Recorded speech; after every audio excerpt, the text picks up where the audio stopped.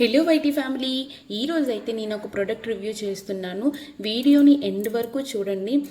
Taste ఎలా ఉంది ఏంటి అనేది నేను వీడియో ఎండ్లో చెప్తానండి. సో ఎండ్ వరకు చూడండి. సో ఇదైతే నేను ఇన్స్టెంట్ ఇడ్లీ మిక్స్ తీసుకున్నాను. నేను మంత్లీ గ్రోసరీస్కి వెళ్ళినప్పుడు యూజ్ అవుతుంది కదా, మనం ఎప్పుడైనా బద్దకించినప్పుడు బాగుంది అని తీసుకున్నాను.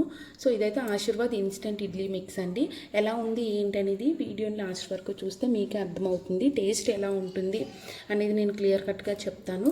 సో మిక్సర్ అయితే ఇలా మధ్య మధ్యలో పోపు దినుసులు అవి కనిపిస్తాయి.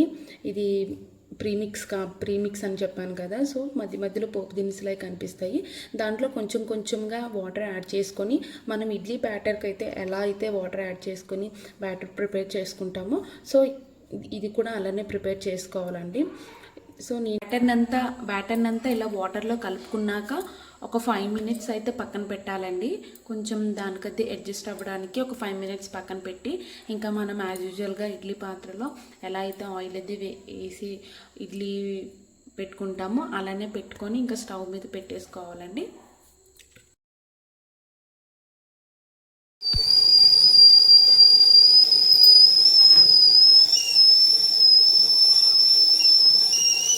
సో ఇది ప్రిజర్వేటివ్ ఫుడ్ కాబట్టి ఆ ప్రిజర్వేటివ్ స్మెల్ అనేది ఈజీగా తెలిసిపోతుందండి.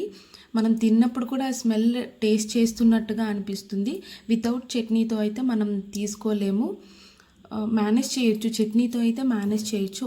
ఓవర్ గుడ్ అని చెప్పను, చట్నీతో అయితే మేనేజ్ చేయొచ్చు. మ్యానుఫ్యాక్చర్ డేట్ చూసి తీసుకోవడం మంచిది. వాడు మ్యానుఫ్యాక్చర్ చేసిన దగ్గర నుంచి ఒక 1 month అయితే బెటర్ ఏమో, మేబీ స్మెల్ రాదేమో. ఇది నా జెన్యూన్ రివ్యూ అండి. వీడియో నచ్చితే కనుక లైక్ చేయండి, షేర్ చేయండి, సబ్స్క్రైబ్ చేసుకోవచ్చు కదా.